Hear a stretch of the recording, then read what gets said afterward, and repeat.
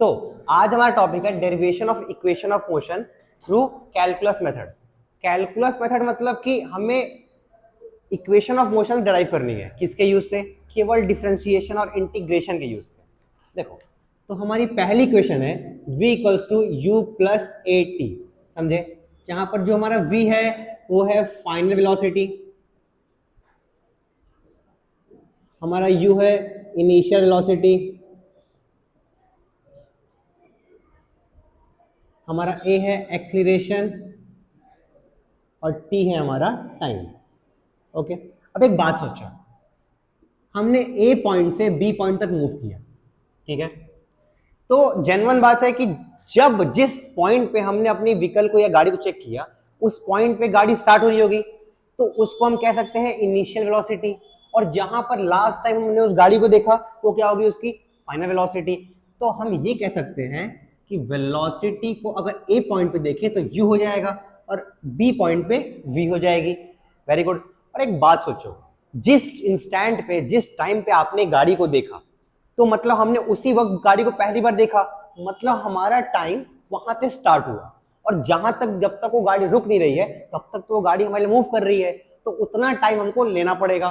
मतलब कि अगर हम टाइम यूज करें तो ए पॉइंट पे टाइम 0 था और फाइनल टी मान लेते हैं, क्योंकि 1 हो सकता है, 2 हो सकता है, 3 हो सकता है, हमें नहीं पता है। अब आप सबको पता है कि acceleration is equals to delta v by delta T, मतलब change in velocity upon change in time. हमको पता है जब भी ऐसा लिख सकते हैं तो उसको हम dv बाई dt भी कह सकते हैं। इसका मतलब होता है differentiation of velocity with respect to time. तो हम क्या कर सकते हैं कि यहां पर इसको सीधे लिख लेते हैं कि a equals to dv by dt। Done. तो dt को यहां मल्टीप्लाई कर दो तो ये हो जाएगा a dt equals to dv। अब क्या करते हैं, इन दोनों का इंटीग्रेशन करते हैं। समझे? तो एक इधर इंटीग्रेशन साइन, एक इधर साइन लगाते हैं। तो यहां पर a तो कांस्टेंट है क्योंकि टाइम के रिस्पेक्ट में a करना है, हमें ना कोई इक्वेशन दी है ना कुछ दिया है, तो एक्सेलरेशन कांस्टेंट मान लो। तो इसको बाहर ले चलते हैं तो ये हो जाएगा a integration of dt equals to integration of dv। हमेशा याद रखना, जब भी केवल dt का इंटीग्रेशन हो और कुछ वहां पर लिखा ना हो तो जिसके रिस्पेक्ट में इंटीग्रेशन कर रहे होते हैं वही हमारा एल्जेब्रिक वर्ड आके वहां पर रिप्रेजेंट करेगा। मतलब कि यहां से समझो कि यहां पर dt का इंटीग्रेशन केवल t होगा, इक्वल्स टू में dv का इंटीग्रेशन केवल v होगा। अब हमें पता है जब भी इंटीग्रेशन करते हैं हमेशा अपर और लोअर लिमिट का इस्तेमाल करते हैं। तो अपर लिमिट जस्ट लाइक होता है कि वो फाइनल क्या टाइम है हमारी, और लोअर लिमिट होता है कि हमने इनिशियल क्या देखा। तो जो टाइम है हमारा वो इनिशियल 0 था और फाइनल t था, मतलब लोअर लिमिट पैर के पास, अपर लिमिट सर के पास। एग्जैक्टली वही वेलोसिटी में काम करना है। इनिशियल वेलोसिटी u थी, फाइनल v थी, मतलब इनिशियल यहां पर, फाइनल यहां पर। समझे? अब क्या करना होता है कि जो भी हमारी लिमिट्स होती हैं उनको एक एक बार पुट करके माइनस कर दो। मतलब कि a तो कांस्टेंट है तो t का अपर लिमिट t और lower limit 0 equals to v की अपर लिमिट v और लोअर लिमिट u। तो ये हो जाएगा at equals to v minus u। हमें प्रूफ क्या करना था? v equals to u plus at, मतलब कि v equals to u plus at। यहां से हमारी पहली इक्वेशन हुई, हेंस प्रूव्ड। ओके, तो हमने पहली इक्वेशन को डिराइव कर लिया। अब बारी है सेकंड इक्वेशन की, जो कि है s equals to u t plus half a t square. Very good. और पहली इक्वेशन हमारी ये हम डिराइव कर चुके हैं, सेकंड इक्वेशन ये। तो हमें पता है कि velocity equals to change in displacement upon change in time, ये हम सबको पता है। तो मैंने बताया जैसे पहले इक्वेशन में a equals to delta v by delta t को हमने dv बाई dt में चेंज कर दिया, वैसे ही इसको ds बाई dt में चेंज कर देंगे। समझे? अब एक बात सोचो, तो मतलब ये हो गया v equals to ds by dt। तो अगर हमें वेलोसिटी कैलकुलेट करना है तो हमें क्या करना पड़ेगा? डिस्प्लेसमेंट का डिफरेंशिएशन करना पड़ेगा। किसके रिस्पेक्ट में? टाइम के रिस्पेक्ट में। अब एक बात सोचो, अब यहां वेलोसिटी हटा देते हैं, ठीक है, डिस्प्लेसमेंट रखते हैं। अब एक बात सोचो कि अगर एक बॉडी, जहां हमने फर्स्ट टाइम उस बॉडी को देखा, तो हमने तो पहली बार उस बॉडी को वहीं देखा, तो हमारे लिए बॉडी अपने जीरो डिस्टेंस पे है, मतलब उसकी बॉडी में कोई चेंज पोजीशन में नहीं था।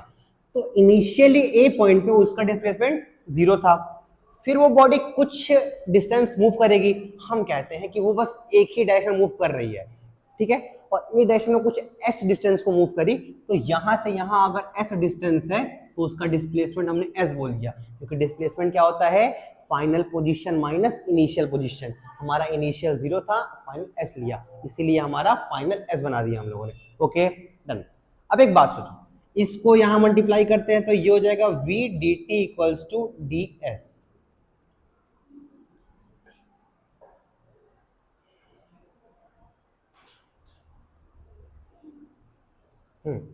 तो हमें पता है कि ये जो हमारी इक्वेशन है, क्या इस इक्वेशन में हमारा फाइनल वेलोसिटी मतलब v यूज हो रहा है क्या?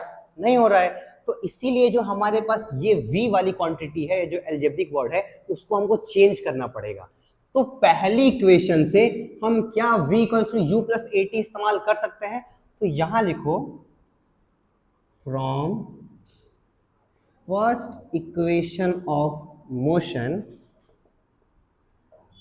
we replace the value of v, मतलब कि v की वैल्यू यहां क्या थी, v equal to u plus a t, मतलब u प्लस ए टी का क्या किया हम लोगों ने, dt से इंटीग्रेशन कर दिया, इक्वल्स टू में df as it is. Okay, अब क्या करना है, इसका इंटीग्रेशन, इसका इंटीग्रेशन। देखो पहले क्या करो, इसके बीच में प्लस का साइन लगा है, तो एक बार dt इसको दे दो, एक बार dt इसको दे दो, मतलब ये हो जाएगा u dt प्लस में a t d t equals to में इंटीग्रेशन ऑफ ds। सिंपल। अब यहां पर u कांस्टेंट है, यहां पर a कांस्टेंट है, तो इसको बाहर ले चलो, इसको बाहर ले चलो, तो ये हो जाएगा u integration of dt plus में a integration of t dt equals to में इंटीग्रेशन ऑफ ds। अब हमें पता है यहां पर कुछ नहीं है dt के अलावा, तो जिसके रिस्पेक्ट में इंटीग्रेशन कर रहे हैं वही सेम एज इट इज आ जाएगा। यहां पर t है इंटीग्रेशन करने के लिए, तो यहां कर देंगे, और यहां भी कुछ नहीं है तो यहां भी एज इट इज s आ जाएगा, मतलब कि यहां पर ut, उसके दिन की अपर लिमिट लोअर लिमिट लगाएंगे, प्लस में a और इंटीग्रेशन ऑफ t। देखो जब भी आपको t का इंटीग्रेशन dt के रिस्पेक्ट में करना है तो हमेशा याद रखना, हमेशा जो हमारा मेन टर्म है उसकी पावर जितनी भी होती है उसमें +1 करते हैं, मतलब यहाँ पावर 1 थी तो यहाँ 1 + 1 हो जाएगा, और इस पूरी क्वांटिटी को नीचे एज इट इज लेके आ जाएंगे, तो ये बन गया एग्जैक्टली t²/2, मतलब कि ये बन गया t²/2, और ब्लॉक लगा के अपर लिमिट लोअर लिमिट लगाएंगे, और यहाँ पर इसका तो ऐसे ही हो जाएगा एज इट इज। तो देखो टाइम की अपर लिमिट क्या थी, t थी, लोअर 0 थी, डिस्प्लेसमेंट क्या थी, s थी, 0 थी, तो 0t 0t 0s डन। अब क्या करते हैं, सारी अपर लिमिट लोअर लिमिट की वैल्यूज पुट करते हैं और फिर हम इक्वेशन सॉल्व करते हैं।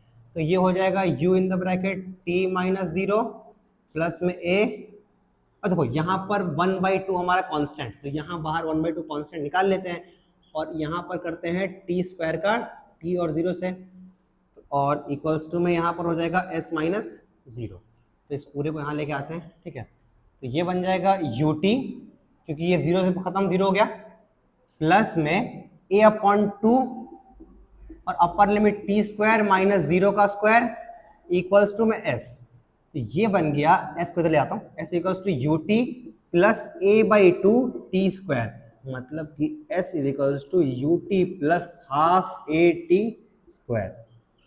ये थी हमारी सेकेंड इक्वेशन, जो कि हो गई हेंस प्रूव्ड। ओके, हमने पहली इक्वेशन ड्राइव कर ली, सेकंड कर ली, अब हमारी थर्ड की बारी है, और थर्ड इक्वेशन बोलती है v² equals to u² plus 2as done. अब देखो हम सबको पता है कि v equals to ds by dt, या छोड़ो इसको मत लिखो, आप दूसरी यूज करो, हम लिख सकते हैं a equals to dv by dt, simple. अच्छा एक बात सोचो, अगर मैं इसी को dv upon ds into ds by dt लिख दो, कोई दिक्कत क्या नहीं है, क्योंकि अगर मैं यहां से ये काट दूंगा तो आखिरी में तो dv बाई dt ही बचेगा ना, जो हमने स्टार्टिंग में लिया था। तो मैं इसको इस्तेमाल करता हूं, ना ही इसलिए का, थोड़ा सा हमारे हेल्पफुल हो जाएगा, ठीक है। तो हम क्या करते हैं, a इक्वल्स टू में dv by ds into ds by dt लिखते हैं। अच्छा, इसका मतलब क्या है, integration of displacement, differentiation of displacement with respect to time, इसका मतलब है differentiation of velocity with respect to displacement. हमने पढ़ा था कि v equals to ds by dt, क्या यही ds बाई dt लिखा है, तो इसको v से रिप्लेस कर दो, मतलब a equals to dv by ds v, done. इस ds को यहां ले जाओ तो a ds equals to v dv, simple. अब क्या करना है, इन दोनों का इंटीग्रेशन करना है, इधर इधर। अब एक बात सोचो, ए पॉइंट से बी पॉइंट तक एक गाड़ी मूव कर रही है, ठीक है। अगर उसका इनिशियल डिस्प्लेसमेंट देखा जाए तो जिस पॉइंट पे हमने चेक किया उसकी कोई पोजीशन चेंज था नहीं, तो वहां पर डिस्प्लेसमेंट 0 आ गया। और मान के चलो उसने एक ही डायरेक्शन में मूव किया और सिर्फ वो आगे गया, पीछे भी नहीं आया कुछ, तो जहां से चला और जहां तक पहुंचेगा, जितना डिस्टेंस ट्रेवल करेगा वही तो डिस्प्लेसमेंट हो गया। तो उसका मान के चलो फाइनल डिस्प्लेसमेंट एस कर दिया हमने, ठीक है। और अगर वेलोसिटी की बात करी जाए तो वेलोसिटी इनिशियल तो u होती है और फाइनल v होती है, वही यहां इस्तेमाल करना है। यहां पर a कांस्टेंट तो बाहर आ जाएगा, तो a ds equals to v dv, simple. अब इसको यहां ले आओ तो a का और ds का इंटीग्रेशन क्या होगा, ऐसे ही बन जाएगा।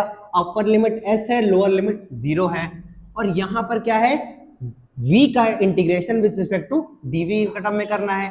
तो हमें पता है अगर किसी टर्म का करना है तो उसकी जो भी पावर है उसमें +1 कर दो और अपॉन में उस पूरी क्वांटिटी को नीचे ले आओ, मतलब v स्क्वायर अपॉन 2, मतलब v का इंटीग्रेशन क्या हुआ, v स्क्वायर अपॉन में 2, और इसकी अपर लिमिट क्या होगी हमारी v, और लोअर लिमिट होगी u, v और u, सिंपल। अब वैल्यूज पुट करते हैं, तो a s minus 0 equals to में 1/2 तो है कांस्टेंट है, वहां निकाल दिया। अपर लिमिट एक बार माइनस में लोअर लिमिट, सिंपल। अब एक बात सोचो, ये हो गया as equals to half v square minus u square, तो यहां पर ये डिवाइड हो रहा है, वहां क्या होगा, मल्टीप्लाई हो जाएगा, तो ये हो जाएगा 2as equals to v square minus u square. और हमें क्या ड्राइव करना है, v square equals to u square plus 2as, यहाँ 2as है, यहाँ v स्क्वायर है, यहाँ u स्क्वायर है, इसको उधर ले चले जाओ तो v square equals to u square plus 2as, यहाँ से हमारी इक्वेशन हुई हेंस प्रूव्ड। सो हम लोगों ने तीनों इक्वेशंस डिराइव करी कैलकुलस मेथड से। बाकी और मेथड्स के लिए और डेरिवेशंस के लिए हमारे चैनल को सब्सक्राइब करें, लाइक करें। Thank you.